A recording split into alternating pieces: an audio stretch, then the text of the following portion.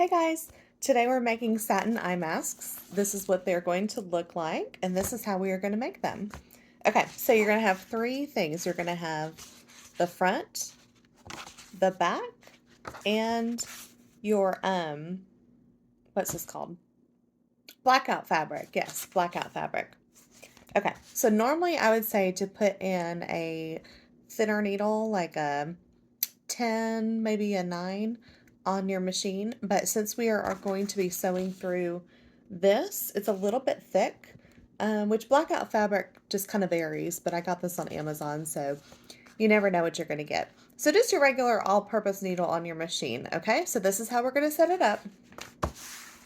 First, and this part's important because if you don't get this right, then you're going to have to rip it out with your seam ripper and do it again. It's a little confusing, but you'll understand why. Okay, so satin fabric, it's a little bit hard to tell which side is the right side, especially with this one I'm using right now because it's just a little bit hard. Usually it's the shiny side that is the right side. So to me, this side's looking a little more shiny than this side. This side's a little bit duller, okay? So we're going to put that right side up, okay?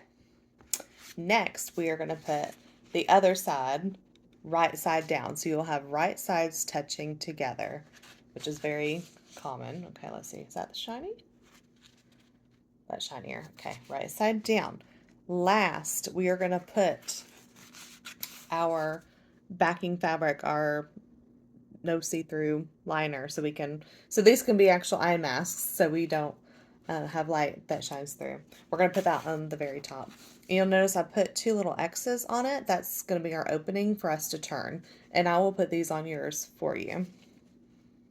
Okay, so our 3 layers are going to be like this. One layer, these two right sides together, and this. And we're going to stitch around from this X all the way around to that X. But before we do that, we have to add in our elastic, and I'm going to go to the overhead light to show you how to do that. Our elastic is going to go between the first and the second layer. So it doesn't matter, there is a right side and a wrong side to this elastic, and this is about a 12-inch piece. Mine head's a little bigger, so mine's a little bit bigger. Because we're going to turn these around, as long as it's the same on both sides, you are good. We're going to open this back up. Okay, we're going to carefully set this in here, and we are going to try to fold it up a little bit to where this fits on either side, because we don't want to sew through here when we are sewing. What I'm going to do, make sure it's even on both sides, is first I'm going to pin it down on the sides.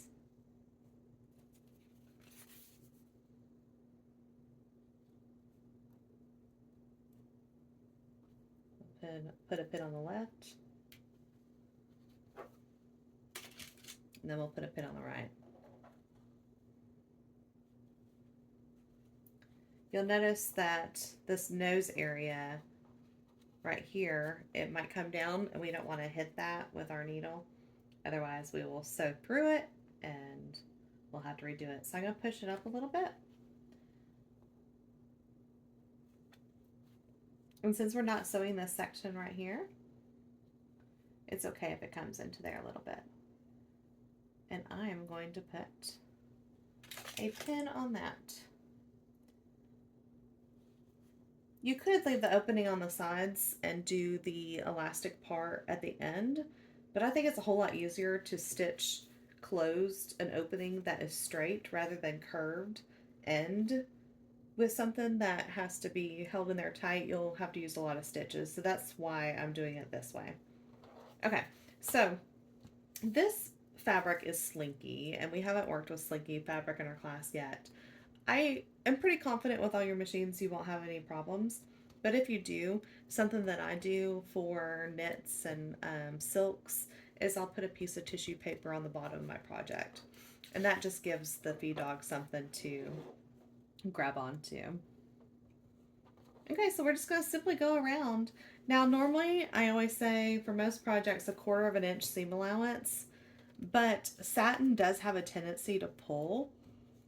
So we're just going to be a little bit more generous. You can pick what you want to do, but as long as it's consistent all the way around, that's all that you have to worry about. I'm going to back stitch very well because that's our opening, and that makes it easier. So we're going to sew all the way around. And some of these curves, you can lift your presser foot up, turn. You don't have to go fast. This is not a race.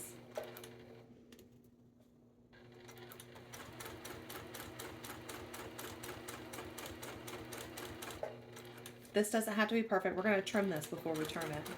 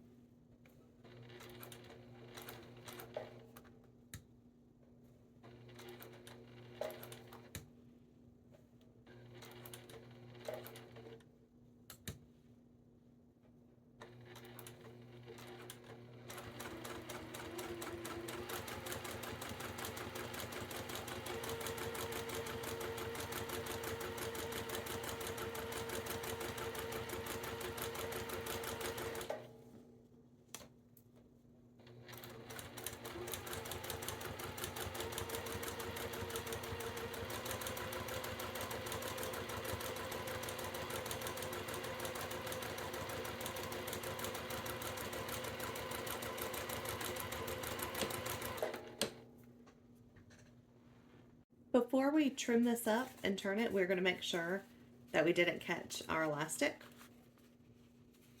Just check on it. Looks to be good. Okay, now we also want to make sure that we don't cut our elastic as we are going around the edges, so just be careful. I've trimmed the edges. I did not trim as much up here because that's where we're going to stitch it closed. Now we are going to flip it right side out, and you can kind of use the elastic and kind of help you get these corners out too, but don't pull too hard because it's not that heavy duty of elastic because it's lace. Just going to flip it around.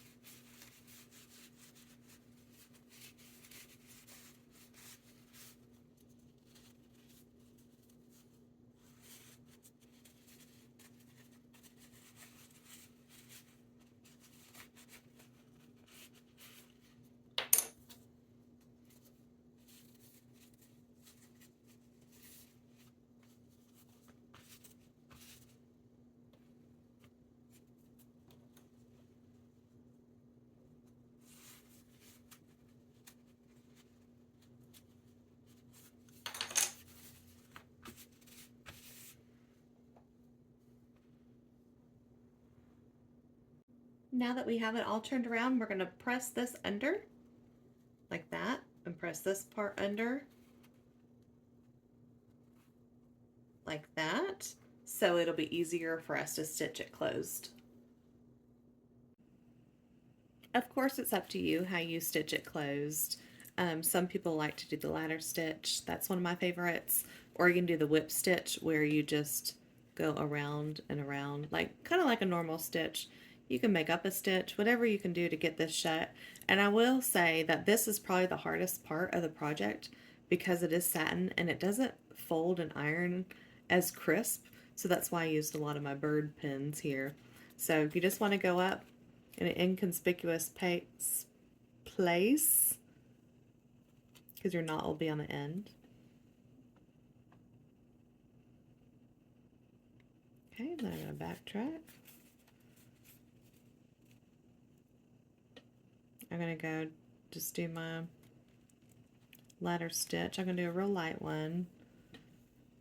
This is not a utility stitch here. I'm off camera again. This is not a utility stitch. This is just to get it closed. there's not going to be a lot of pulling on here. I guess depending on how you sleep. But this is just to make it closed and have a nice finished edge. Oop, there went my thread. But anyway, so you'll just stitch this closed and your project will be complete.